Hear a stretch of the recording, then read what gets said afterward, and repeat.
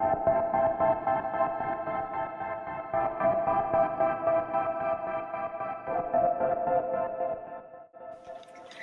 sling comes out of the packet and comes with several different parts to it.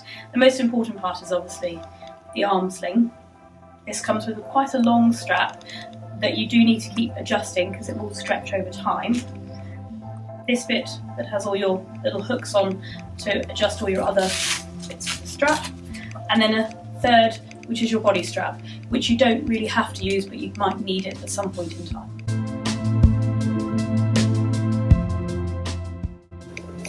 Assembling your sling, starting off with the long strap to your left and the open bit for your hand.